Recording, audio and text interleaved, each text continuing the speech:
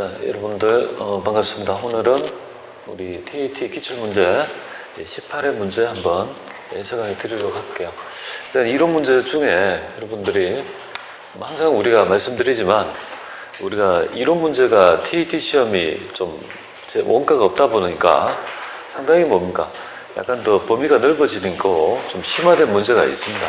근데 그런 것들을 어떻게 대처할 건지에 대한 얘기고, 여러분들은 운영의 틀에서 보셔야 돼요. 시험을 운영하는 큰 틀에서 그걸 보셔야 되지 너무 일희일비할 필요가 없다는 거 말씀드립니다. 항상 이렇게 문제를 풀다 보면, 아까 전에도 보니까 이렇게 저도 한번 문제를 봤는데요, 이렇게 이 문제가 그죠?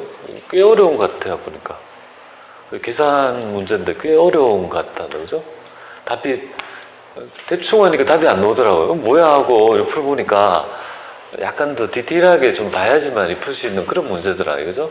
이런 것들이 처음에 당장 안 풀리면 여러분 어떻게 이런 것들을 해결할 것인지에 대한 얘기들, 그런 어떤 적용력, 이런 것들을 좀 잘 하셔야 될 것 같아요. 일단 이런 것들이 잘 풀리지 않으면, 계산 문제를 풀었는데 답이 없으면요, 그걸 다시 풀어가 맞출 확률이 굉장히 적습니다.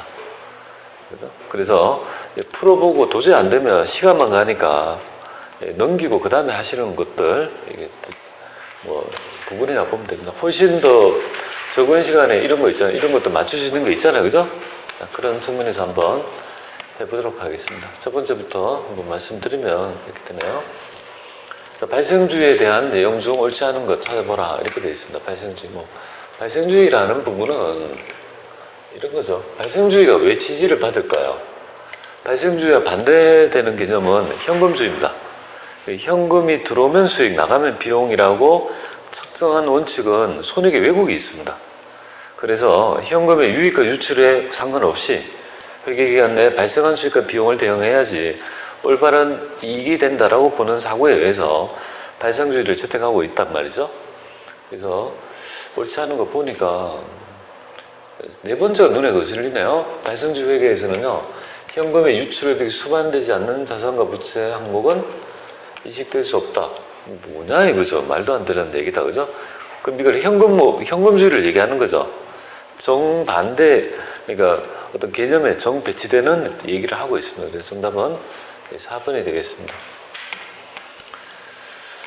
자, 2번 한번 보겠습니다. 대손상각비를 계산하면 얼마냐, 이런 것들은 그렇게 두 개의 패턴이 있죠. 우리가 설정하는 거 있고요. 요거는 기존에 우리가 대손 회계하고 회수 같은 걸 집어여 가지고 잔액을 유지 관리해서 설정하는 거, 두 가지 패턴이 일반적인 것 같습니다.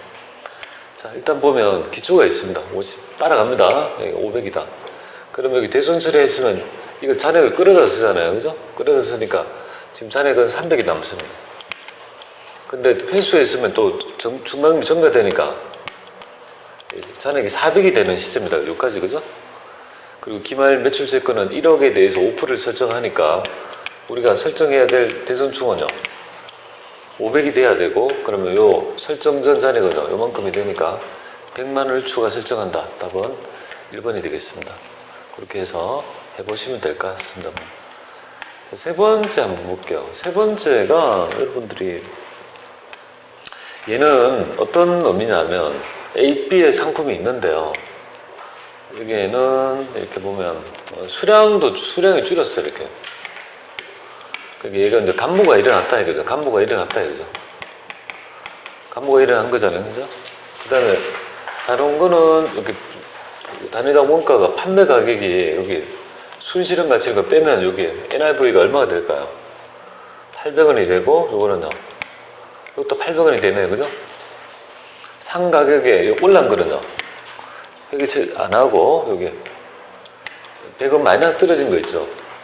요거는 저가법이잖아요. 요건 대상이란 말이에요. 그러면 지금 현재 이 문제에서 간무도 있고 평가도 있다, 그죠? 그럼 먼저 뭐부터 하겠습니까? 간무부터 먼저 하고 그 간무 준 수량에 대해서 평가를 해야 되죠. 그걸 우리가 조금 확인해 봐야 될 것 같습니다. 그걸 먼저 이해하고 요는 아니다 하는 거 보겠습니다. 그럼 얘는 A는 간무도 나타나고 평가도 나타나는 거고, 얘는요, 간무만 있고 평가는 없다, 평가하지 않는다, 그런 걸 알아야 될 것 같아요. 근데 여기서 물어보는 궁극적인 거는 단기 매출 원가는 얼마냐 이거잖아요. 그죠? 이걸 한번 해보겠습니다. 조금 제가 봐도 그냥 금방 즉답이 나타나지 않는 것 같은데요. 이렇게 보면 되겠습니다. 이 T를 그래요. 그래서 상품의 토탈을 한번 보겠습니다. 그래서 기초는 AP 다 해가지고 재고는 150 이렇게 되겠습니다. 단기에 매입한 금액은 2천만 원 되겠습니다. 그럼 이 금액은 창고에 들어있었던 금액은 2,150만 원 이렇게 되겠습니다. 2,150만 원 이렇게 되는 거 아니에요, 그죠? 그러면 여기 기말이 있고 이거 기말 뺀 나머지가 매출 원가가 될 거 아니에요, 그죠? 매출 이렇게 될 거예요, 그죠? X액을 물어보는 것 같습니다, 그죠? 그러면 지금 현재 보면 요 중에서 X를 물어보고요. 기말 재고였던 것이 종목별로 저가 기준을 적용하며 간무 중에 20%는 원가성이 있다는 말은 여기서 간무가 있다면 이 간무 중에서 20%는 뭡니까?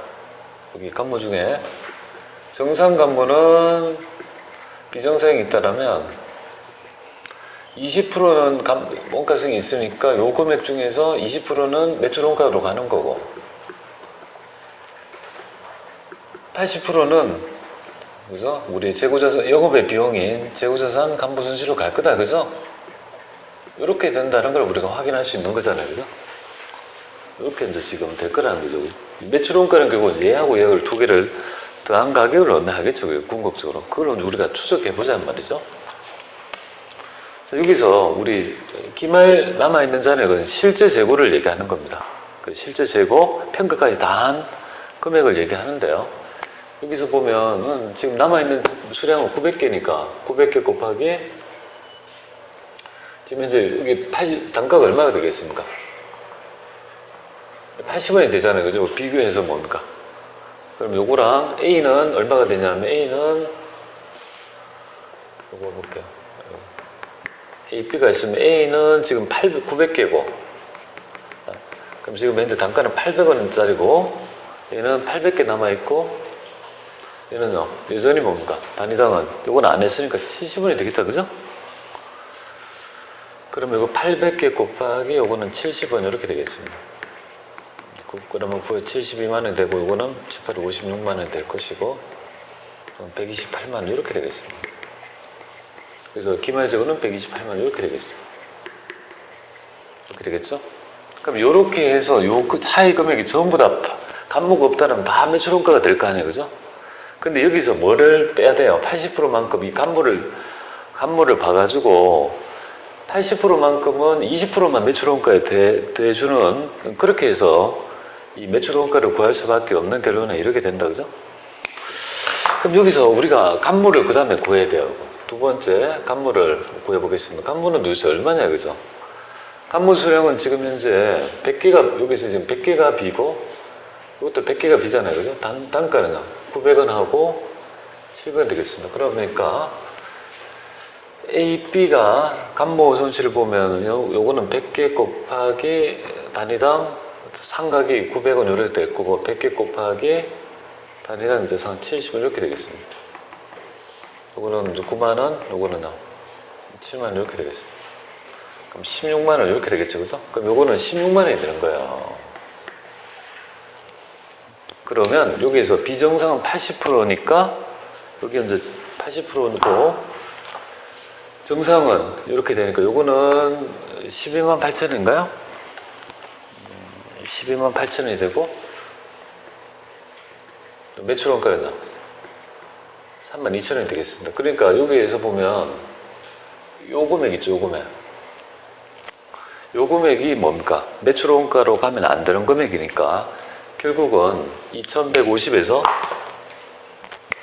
2,150만 원 중에서 기말재고 128만 원 빼고 우리 영업의 비용으로 쳐야 될 12만 8천을 빼게 되면 결국 이 금액이 바로 요거랑 뭡니까? 요걸 A랑 하면 A하고 두 개가 X가 되는 거잖아요, 그죠? 그래서 이걸 빼게 되면 요 두 개를 빼게 되면 결국은 이거 092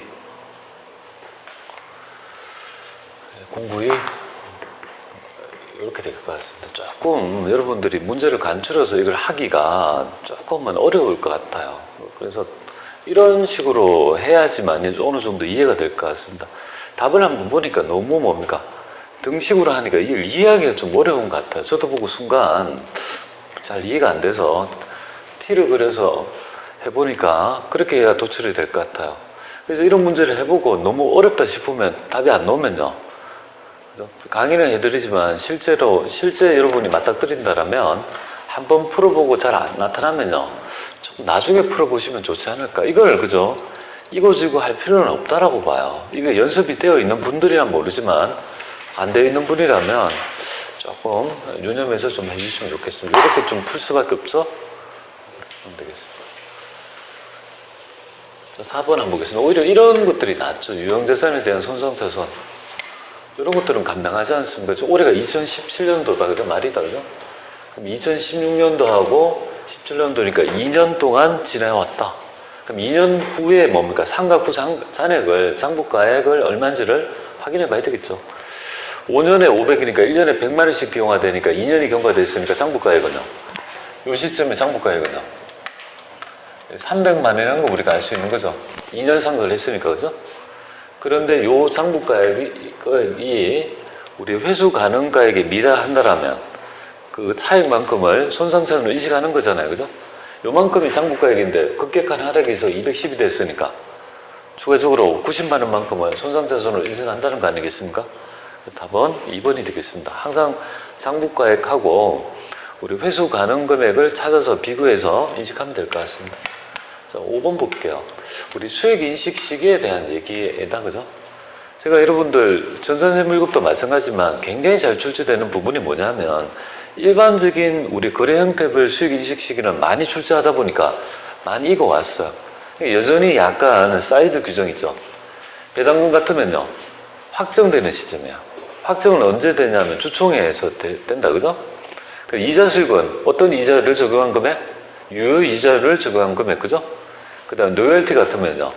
경제적 실질을 반영한 발생주에 따라 수익을 인식한다. 그래서 가장 많이 배당금 수익은 배당금을 지급받는 시점에 인식하는 게 아니고 뭡니까? 그죠? 확정 시점이다. 현진이 확정되는 시점이다. 그래서 뭐 일반적인 것은 뭐 용역하고 일반적인 얘기 되겠습니다. 꼭 좀 알아가지고 보시면 될 것 같습니다. 자, 6번 한번 보겠습니다. 우리가 사채에 대한 얘기인데요. 이 이자에 대한 얘기를 한번 보겠습니다. 자, 사채가 3년 동안에 있죠. 돈 빌려줘가지고 내가 인식할 이자는 얼마냐면요. 일단은 표시 이자율이 어떻게 됩니까? 10%니까 50만 원이면 3년이면 얼마죠? 50만 원 곱하기 하면?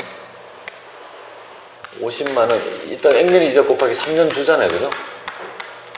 그럼 150만 원만큼 나중에 이자 비용이 될 거죠. 하지만 이 할인 발행 모형은 상가액만큼도 결국은 뭡니까? 이자 비용으로, 그죠? 비용화 되죠. 그죠? 그 할인 발행된 만큼이 얼마인가? 50만 원이니까 50만 원도 추가적으로 뭡니까? 궁극적으로 비용화 돼서 결국은 200만 원 전체가 뭡니까? 비용화 될 거라는 점 말씀드립니다. 우리 사채 할인 발행 모형을 보시면 충분히 이해하실 것 같아요. 7번. 우리 감자를 얘기하고 있대요. 감자. 이 감자에서 가장 중요한 부분은 바로 우리가 자본금의 규모부터 먼저 밝혀야 됩니다. 자본금을 다 통제해야 됩니다. 이 자본금을 감하기 위해서 주주한테 불이판 있죠. 반환한 대가를 비교하는 거예요. 덜 주면, 반환하지 않고 남아있으면 감자 차익을 더 주면 감자 차손이 되겠죠. 얘는 지금 5,000원짜리를 감하기 위해서 얼마나 준 거예요? 무려 3배나 있죠. 주주한테 더 준 거죠. 그러면 지금 보면 한 주 감하기 여기 10주니까 한 주당 10,000원씩 하면 10만 원을 뭡니까? 감자 차손이 10만 원이 나타난다는 거 아니에요. 그죠? 주주들한테 반환하지 않고 남아있는 게 아니라 더 준 거니까 10만 원만큼. 감자 차손이 나타날 거다. 근데 여기서 보면 소각 당시 감자 차익이 있다는 말은요. 상계하라는 말이다. 그러니까 궁극적인 잔액은요. 감자 차손이 5만 원 남아있을 거다. 그죠? 10만 원 아니고. 여기 맞고, 이건 아니고.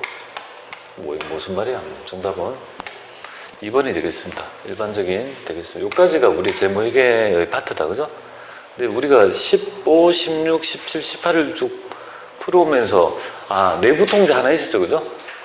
한 번 있었습니다. 내부 통제 그런 것도 한 번씩은 조금 봐놓으시면 좋을 것 같아요. 출제될 수도 있고 안 될 수도 있는데요. 세법 보겠습니다. 세법에도 분명히 어려운 점이 있습니다. 제가 볼 때 세무회계에서 가장 어려웠던 건 아까 전에 제가 지금 해석을 많이 했던 이건 같아요, 그죠? 하나만 삐끗하면, 생각을 잘못하면 이게 잘 안 맞잖아요, 그죠? 그처럼 세법에도 그런 문제가 있다는 걸 인지하고 한번 보겠습니다. 우리 부가치세법에 과세거래에 해당되는 건 과세거래니까 매입세 공제 받았다면 간주공급을 얘기하는 것 같습니다. 내가 매입세 공제 받은 자를 다른 용도로, 그죠? 자가공급이랄지 개인적 공급이랄지 사업상정려 등으로 전용 등 하면요 공급으로 간주한다 이거잖아요. 토해내도록 한다. 판매 대리점에 탄산수를 정정하였다. 대리점에 탄산수를 정정하였다, 그죠?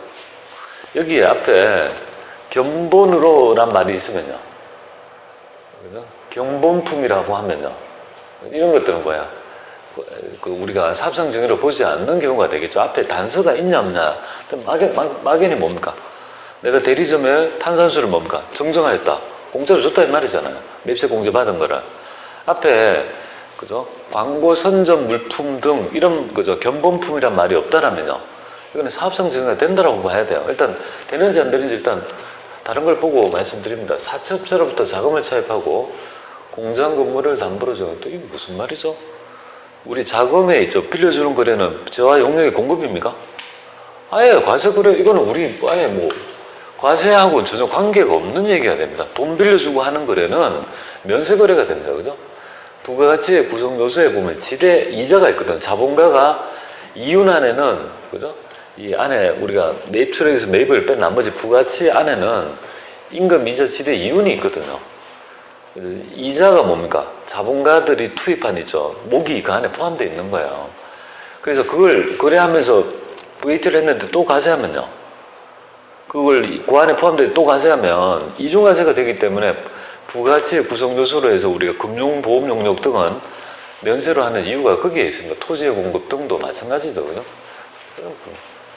제품 홍보도 광고 선전 물품이니까 그건 아니고, 면세를 구입해요. 그랬죠. 이거는 뭐예요? 접대비인데 이거는 우리 매입세 공제 받았습니까? 면세를 구입하면 과세 거래입니까? 전혀 관계없는 얘기가 되겠습니다. 몇 번 되겠습니다. 그렇게 해서 좀 해보시고요. 그 다음에 영세율 면세에 대한 얘기를 하면 답은 2번이 되나요? 이런 건 좀 심해 보니까 영세율 사업자는 맞는데 면세 사업자는요, 우리 부가시세법상의 뭐 납세 의무자가 아니다, 사업자가 아니라는 점 말씀드립니다. 아주 일반적인 고전적인 문제 되겠습니다. 저런 것들을 맞추라는 거고요. 이런 것들이 이게 좀 어려운 것 같습니다. 이런 게 조금 어려워요. 어렵다기보다는 좀 괜히 사이드 규정이죠. 우리가 법인에 있으면서 개인의 사업소득세에 대해서 계산할 일도 없고, 그죠? 그리고 만약에 사업소득자라 하더라도 내가 그런 나의 사업소득을 구할 수 있는 사람이 대한민국 몇 명이 됩니까? 그지 못 구해요. 법인이 아니고 개인 사업자면 규모가 영세하잖아요. 그자가 자기의 사업소득세를 구할 수 있는 사람이 몇 명이 되겠습니까? 그지는 없다는 거예요. 저는 개인 사업자니까 저는 이런 일을 하니까 그 아는 사람 몇 명 정도? 그런 거잖아요. 법인처에 있으면. 굉장히 사이드 규정인데 이런 것들은 출제가 되면 여러분들이 이렇게 해야 돼요. 법인세법상 입장으로 뭡니까? 이제 생각을 하고 그렇게 상식적으로 풀어보는데 좀 독특한 부분이 뭐냐면, 여기에서 가사용으로 소비한 게 뭐냐면 내가 매입세 공제 받은 거 있잖아요. 이게 간주공급이라 보면 돼요. 간주공급하고 비슷한 제도가 있겠습니다. 그래서 이 사업소득자 중에서 좀 독특한 부분이 뭐냐면, 개인 사업소득 중에서 좀 독특한 거 한 2개만 좀 적어 드리겠습니다. 총 수익 금액에 가산되는 거 하고 필요경비에 더해주는 거. 그러니까 필요경비에 집에 넣는 거랑 총 수익 금액에 집에 넣는 거 있죠. 이거 가장 대표적인 거 보면 가사용 사용 재구자산, 이거 그죠? 원가를 기준으로 여러분들은 사업소득 금액은요, 여기서 보면, 여기, 시가가 150이에요. 그죠? 요거, 재고자산. 150만 원만큼을 어떻게 하겠다는 거예요? 그냥 그 사업자한테 팔았다고 그냥 그렇게 생각하면 되겠습니다. 맞잖아요. 매입세 공제 받고 이런 것들 어떻게 한 거야? 개인적 용도로 가사용을 사용했다. 이런 것들은요, 세금을 더 내게 하겠다라고 보면 되겠습니다. 간주 공급하고 비슷하죠. 개인적 공급하고 비슷하다라고 좀 독특하게 새기시면 좋겠습니다. 필요경비 중에서 이 대표자의 뭡니까? 건강보험료 있죠. 건강보험료는 인정해줘요. 대표자의 건강보험료 있지 않습니까? 그런 것들은 우리 필요경비로 인정하는 있죠. 굉장히 좀 사이드 경비 두 개만 좀 알아놓으시면 되겠습니다. 여기에서 총 매출액이에요. 매출 애누리가 차감 전이래요. 그러면 얼마가 되겠습니까? 매출 애누리는 차감해야 되죠, 그죠? 그러니까 여기에서 보면 요 금액은 당연히 1,800이 될 거다. 얘는 150을 다 주고, 여기 다 할 거고, 여기 다 하고, 여기 다 하고. 공장의 매각 대금은요, 이건 관계없죠, 그죠? 왜 관계없을까요? 여러분들, 사업용 고정자산에 있죠. 사업용 고정자산은 비열거소득 아닙니까? 가장 대표적인 사업용 열거되지 않는 비열거소득 제가 3개를 말씀드렸는데요. 세건의 매매 차이, 상장 주식의 매매 차이, 사업용 고정자산의 매매 차이 같은 거는요, 일부러 열거하지 않아서 아예 과세하지 않겠다는 거 아니에요, 그죠? 그러니까 이게 대표적인 매각대금 이거예요, 공장의. 그죠? 사업소도 보지 않고, 만약에 개인이라면 이런 것들을 팔아가지고 매각 금액이 있으면 이런 것들은 소득세 과세는 하지 않겠다는 거고요. 업무와 관계되면 이거는 사업과 유관해요. 업무가 관계없는 거는 수익